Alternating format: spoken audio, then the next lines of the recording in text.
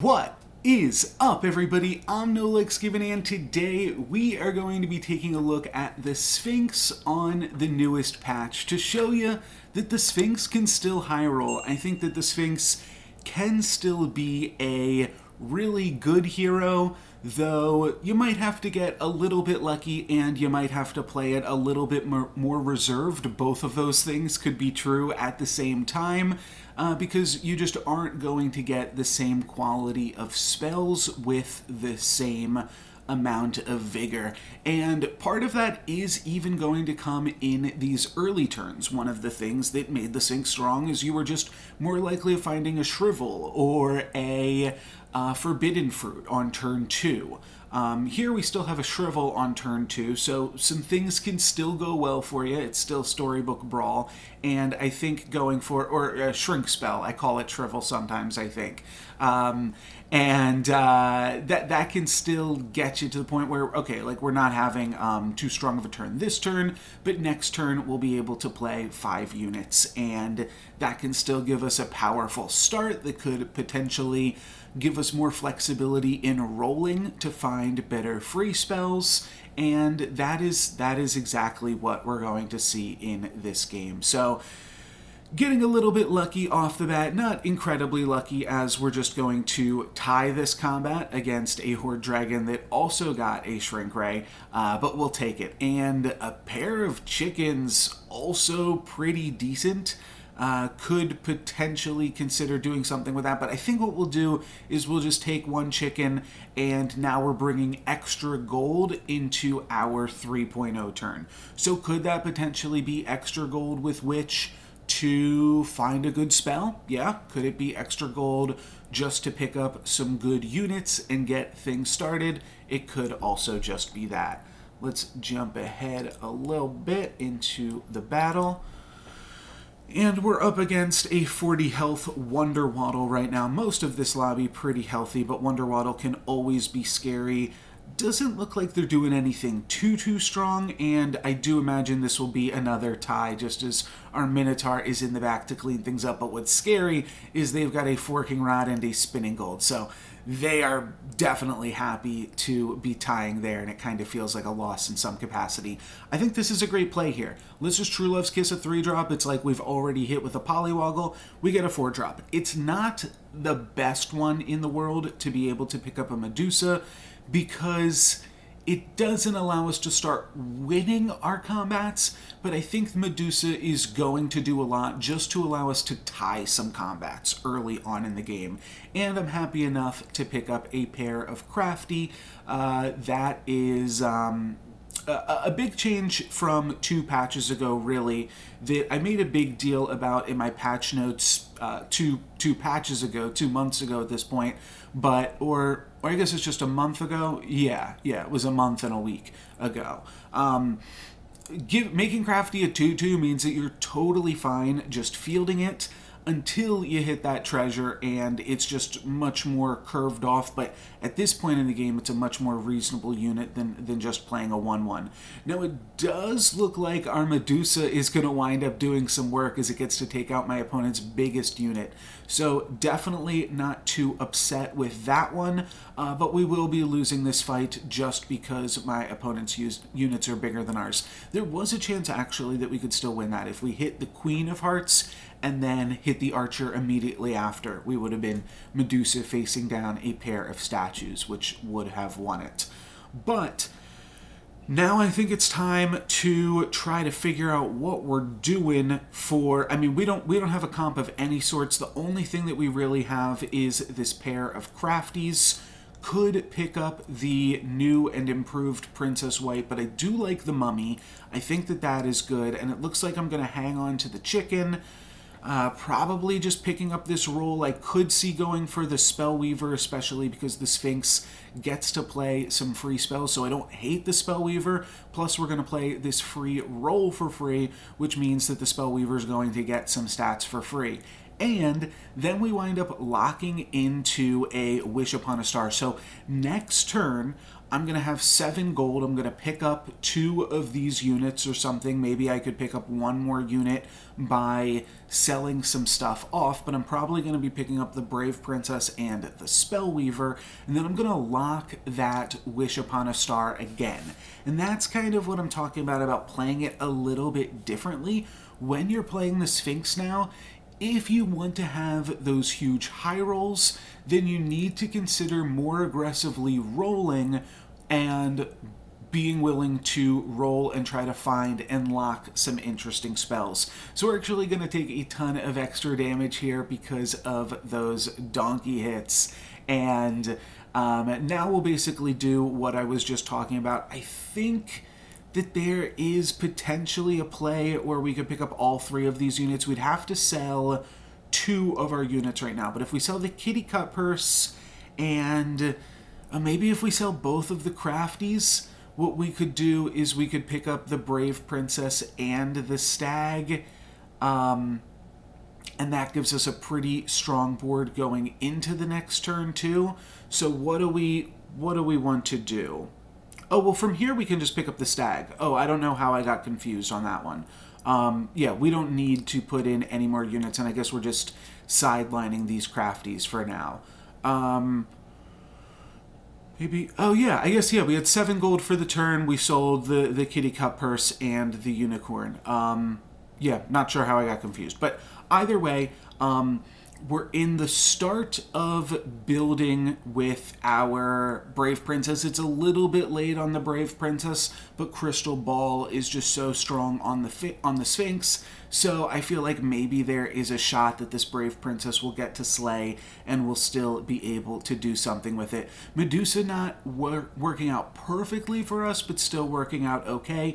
This is the fight we're allowed to lose too. We can lose this one. We just have to win the fight next turn, and then we are just cooking with gas with the Sphinx here. So that's why it's important that we're still like spending all of our gold. Gonna pick up the Spellweaver triple here. Now that seems pretty straightforward. We actually find the Crystal Ball. So there's definitely some temptation to just keep rolling for some spells. But I think this Wish Upon a Star is, I'm more than happy to just be playing this. So let's take the Wish Upon a Star, and then could also see picking up the Lightning Dragon, but I love that we roll and find a Spellweaver. That is obviously really powerful. Don't know if there's really a way to fit it in here, but happy that we were able to pick it up. And then one more roll. I would also love to pick up this Wizard's Familiar. If we win this combat, which it looks like we're going to be able to, we are up against the 8 health Miri, and that will make us level 5. And that means that we've got free spells plus a Crystal Ball next turn. So I think what I would like to see is this Spellweaver moved into basically do a rotation with my Spellweavers and the Brave Princess, where we are supporting both of our ranged units with the Stag, and then just giving up on the Brave Princess, just put that front line as a 5/3 and say that we are done with it. Now that we're almost level 5, I feel like we don't need the Brave Princess anymore, but I missed that line at the time, and that's going to mean that we have a slightly weaker board. It also would have been a better play because it just makes sure we have the strongest board, which is the most important thing right now. But we do still get to attack with the Stag. That is going to be wonderful. We even get a slay with the Brave Princess, and all we really have to do is deal with this Queen of Hearts. Not even. I mean, we've got a 9/9 Spellweaver here. That is more than enough that we are going to be able to win this combat. And that now makes us level 5. We've got a Crystal Ball. I probably want another Spellweaver, as much as I'd love to spend this entire turn rolling for spells. Well, I'll just take another Spellweaver. I think that that's going to be good enough, and we actually wind up getting a Merlin's Hat. So turns out this isn't really a Sphinx game, other than the fact that we have got all of these free spells here on this turn. Like, this is still going to be good, but actually with the Merlin's Hat, most of these spells were free anyways. I go for 1 Wormroot on the Medusa, just because getting that to 6 attack is a breakpoint that you want to hit. And then I think I'll sell the Minotaur here to try to get another roll at the shop. Toil and Trouble's fine. We will stick with that. But I do wish that I had Shard of the Ice Queen on the Brave Princess and held on to the Stag. I think the Stag would have been slightly stronger for us. As you can see, I am just giving up on the Brave Princess here now. It's more important to attack with the Medusa, and then I just want to get in with my stronger units, and I don't care about this 5-3. Plus, we already have the hat and the ball, so that is another huge reason to kind of give up on the Brave Princess a little bit. From here, I mean, we're not even looking for anything at this point. We're probably looking for more Wizards Familiars, and I guess, you know, we'll always take additional Aeons or something like that, but you don't really need Aeons as the Sphinx. We're going to have really cheap spells with the hat and then really cheap spells on 6.0. So now I think the goal is let's just make ourselves as strong as we can. And honestly, we've already done that to an extent. 2 XP up and beating the lobby leader. This is a Sphinx high roll. So we'll go for some additional spells here. Could see taking the Wish Upon a Star, but like I said, I think I just want to use my coin to generate some stats on the board. Do pick up the Cindy, should have picked that up to begin with, and then we're just casting spells. Additional health on the Spellweaver, and then a coin. Could go for the Monster Book. It's better than the Brave Princess, but I don't think better enough, so I roll past it. I'll pick up a chicken just for econ, just to store that for a moment, and then we'll roll and don't hate the mummy, but don't love the mummy. I think we just want Spellweavers, Wizards Familiars is actually what I meant to say, and Aeon. So we do find a Wizards Familiar here, and then we'll cast a Ride of the Valkyrie. And our Spellweaver is like almost as big as the Brave Princess, but we'll keep the Brave Princess in it for another second for fun. That is totally fine. And just taking a look, seeing if anybody else is up 1 XP, because of course we are up 2 XP, so if anybody's level 5, then they will be only slightly behind us, but you gotta think that we are huge right now with both of these ranged units. My opponent does have the chance to slay with a Polywoggle and keep it around for the fight, so that is nice, and they pick up a nice unit there with the upgraded Wombats. So those are going to be large units, and it is going to come down to actually both of our Spellweavers. We're going to get to crack open the Wombats, then they're going to kill our Wizards Familiar, and then we're going to deal some damage to what pops out. But we are going to be losing this fight as just that Wombat was too big. This opponent with Forking Rod plus Horn, so definitely a little bit scary, but we get to find some things to do on our own. I'll Mix-a-Wuzzle the Medusa, so that way we can potentially True Love's Kiss this turn, and with Noble Steed, I start to have some differing opinions on the Brave Princess. Now this Brave Princess could get us a level 4 treasure, which is potentially worth playing into slightly, especially if we find something like the spell that gives +7/+7 to a prince or princess. That could be good. Could want to go with even like some magic research. Oh, there's the Queen's Grace. Okay, so we find that. That's just a lot of stats, so that is definitely worth picking up. Next turn, keep in mind we're going to have free spells, so that is pretty useful, but I probably would still pick up an Aeon here if we find it. So what will we have to sell for the Aeon?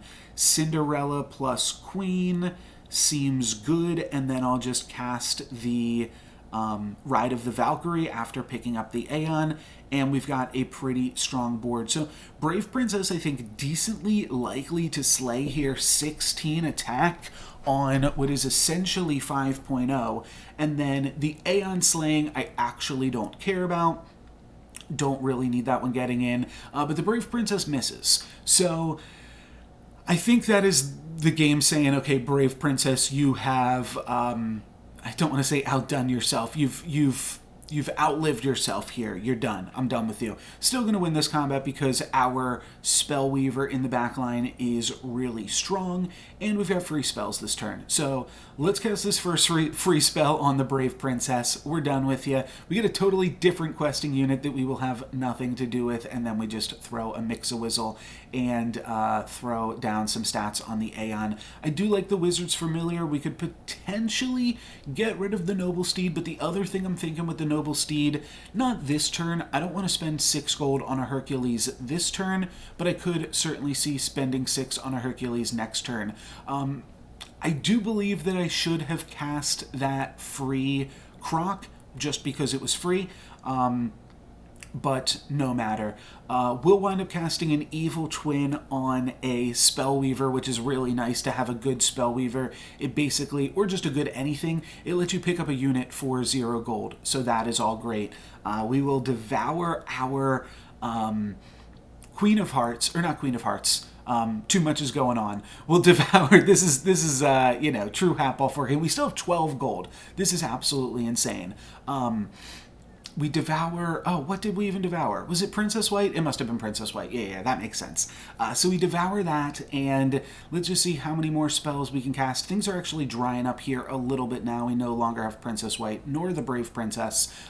That's what I was going to say. I should croc. I should just croc on something, and honestly, if I had croced on 2 different things... like if I had crocked on the Mummy first time and then just on the second croc had the foresight to just croc on the Lordy or whatever we had, or croc on the Southern Siren at some point, we would have had a tier 6 treasure that we could have replaced the Noble Steed with. So that's not something that comes up super often, just naturally combining some crocs, but it should definitely be something that you consider, especially when you are Sphinx balling, because those spells are going to be so cheap. But we wind up getting a full triple out of Spellweaver just from casting Evil Twins, so that is absolutely wonderful. I don't think I need another Spellweaver. I think that we're good. I think that we should just be rolling. I do really like Hercules. I also really like Storm King. I didn't even see the Storm King there because I was so excited to pick up the Hercules, but I do think I should sell something, whether that's the Croc or the Medusa, either one, and then we can just pick up this for glory and I'll jump ahead. But now with Hercules, we potentially have the chance to pick up a tier 7 treasure if we're able to find a Black Prism. That would obviously be an insane high roll here for the Sphinx, but it's going to be a matter of if Hercules is able to connect. It's got to connect 5 times across a few different combats. Looks good for us here that Hercules might be able to connect once or twice, as long as it doesn't get sniped by Sarcophagus. Could it be connecting twice? No, not yet. And it might get sniped here by the... No, it does not. Okay, well, it's just going to get in 1 hit, unfortunately. But we're going to take out Pied Piper. We're in probably the top 4 of this lobby, as Merlin or Midas is also probably pretty likely to go down. Yeah, we see Merlin go down as well. So Herc still needs to connect a few times. Jormungand is cute because our Aeon does get to slay, so that does pump up Jormungand as well. It is something at least to consider, but the most thing that is at the front of my mind is let's cast some more spells. So where these spells should go, pumping up the ranged units definitely seems right. Let's give them just some additional health. Don't really care. I mean, their attack is basically fully spoken for at this point as far as I'm concerned. Let's just get some additional health on our girls in the back here and pump them up. Merlin's test also seems good. I do like to throw some stats on Aeon as well, just to make sure that it can slay, make our spells cost 3 less rather than 2 less, and yeah, other than that, we're just hatballing. It's the typical hatball show. I do like this It Was All a Dream now, and the fact that we get to go into Potion Master, one of the main considerations for dreaming there is Merlin just died too, so that spell is now in the pool, and we get to dream into Potion Master, which really is the dream, because now this starts to feel like the Sphinx again, and the Sphinx gets the ability to see 2 spells in the shop once more, which was taken away from her. So definitely going to be beating this Wonder Waddle here. We are just so much stronger. They were stronger than us last time we played against them, right? But now you can see this is not particularly close. I mean, they do still have range units, so they will be able to deal some damage to our comp, but we actually get hit them for 15 damage. So as long as our full backline survives, actually we don't even need our full backline. We just need 2 units of our backline to survive to even take out this Mordred now. So Really quite an incredible high roll. Queen's Grace on the Hercules is going to be good for us. That means right now we just hit a break point. Hercules now only needs to connect 2 times to get his treasure. I'm like slightly tempted to make it so that he only needs to connect 1 time, but I also want to pump up my other relevant units. So I think I'm good with 2 times on Hercules. That seems fine enough. Let's give some health to some Spellweavers. Would love to get them above 30. Go for some additional stats on Hercules too, because I was kind of thinking, oh, maybe we can still get there, and I'm realizing like how close it is to 58. So I was definitely having a little bit of back and forths on this one, and now I think we're going to see a bunch more stats go onto the Hercules. Do get 1 Spellweaver above 30, which is nice. Run out of evil units, which almost makes this good boy worth it, but we're unable to cast the Witch's Brew there, and then I'll probably just end on the Shrink spell. End the same way that we began. So now Hercules has to attack twice to get in on our treasure. We could also just win, or we could get our Hercules Medusa'd, at which point we are not making any progress this turn. But this is all just going to come down to what spawns from the pumpkin. A non-upgraded pumpkin at that, but it is a pumpkin that is alongside a monkey's paw, so everything here getting +6/+6, but it's not going to be enough. Our units are just too big, we have snowballed too hard, and honestly this was a really good showing for the Sphinx with one of my first games on the new patch. I'm not sure with the capacity that you can regularly do this, but definitely the key takeaways here is now the Sphinx is going to 1, settle for whatever they can get on 3.0. You just get a free spell, just take a free spell, basically whatever it is, just go for it. Now, obviously, you don't want to just take Forbidden Fruit, Free Roll, etc., Shard of the Ice Queen, but basically taking every free spell, try to make your board as strong as you can with that free spell. Gingerbread Party, also really good. Then on 3.1, 3.2, potentially roll a little bit for XP, especially if you can find that Wish Upon a Star. It is really worth it. Saving 5 gold, make your board as strong as you can in the meantime. Still look for Crystal Ball, because Crystal Ball is still going to be really good because Sphinx has the built-in hat.